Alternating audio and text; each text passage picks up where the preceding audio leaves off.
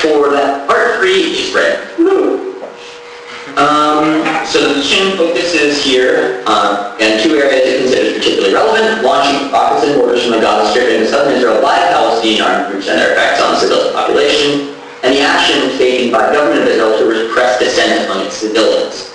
So the rockets and mortars that we know about, and the other issue, which seems to be somewhat smaller and is not focused on as much, which makes sense.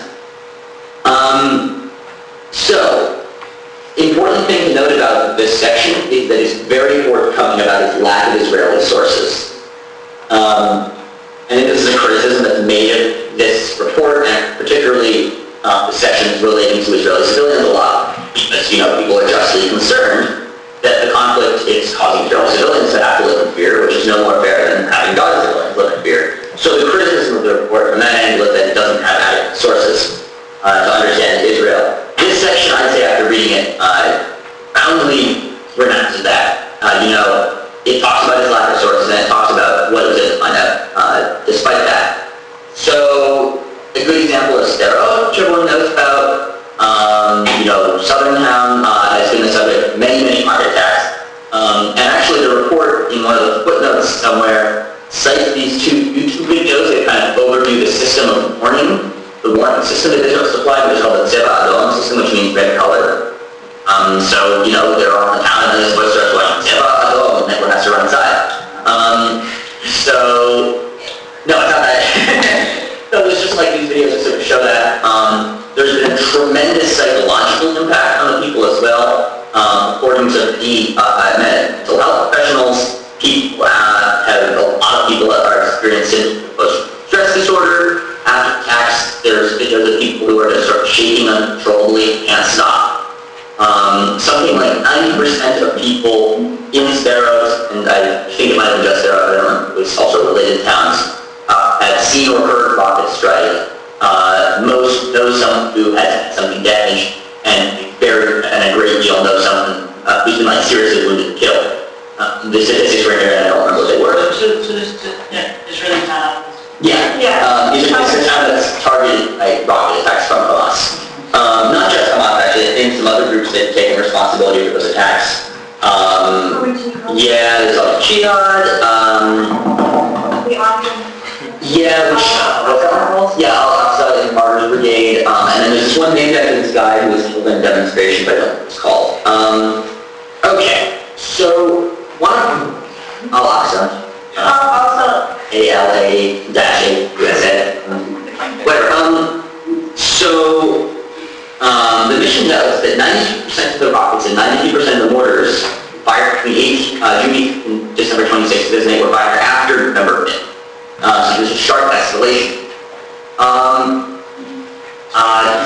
Probably the legal analysis of this section, the most important, based on the practical applications of firing rockets, which are often made out of sort of hollow tubes of metal, with systematic them, or mortars, which just launch some kind of explosive shell. These are really, really imprecise. There's really no way at all to target them. Mortars sometimes have very primitive targeting systems where you have some kind of relative coordinates. Rockets don't at all. Rockets, you point them in the direction you want to go, you light the thing, and you run the hell away. So the Goldstone report considers the use of rockets and mortars by Hamas to be a war crime, in that they're not targetable, they're not possible to restrict them to military targets. And there are, in this section, there are statements by Hamas saying, we are going to destroy the Zionist towns, all the Israelis who live in these will be punished. So to an even greater extent, there's collective punishment there. There's a complete lack of ability and even interest in discriminating between civilian and military targets. So even if Hamas had weapons, or even if Hamas was interested in doing that, which their statements show that they're not, these weapons provide no way of discriminating between a military and civilian target. So that, and they go so far as to say this could even be a crime against humanity, a step up from a war. So I'd say, there's one little thing, which is that I think there's 3 kinds of rockets that are used. One of them is Iranian, and I think the other one is Chinese, and the other one is usually manufactured in Gaza. The Iranian rockets These are the Fajr case. They're smuggled into Gaza. So this is actually, the report doesn't talk about this as much, but it's sort of a compelling case for lifting the blockade. Because when you have a blockade, you have this interesting effect of suddenly anything that has to go into Gaza, whether it's a rocket or whether it's flour for someone to eat, these has to be smuggled in. There's no way to discriminate between those things. So if you bomb the tunnels, you're going to cut off everyone's supplies. But if you were to allow these food supplies to go in, then when you destroy the smuggling tunnels, you'd only be destroying illegal goods like rockets. So the use of these rockets can actually be seen as a consequence of the blockade, in a manner of speaking. Obviously, Hamas's ability and intention to fire rockets wouldn't be diminished by lifting the blockade. They'd still be making them. But it's notable that the blockade has direct ramifications for what Hamas can and can't do to Israel.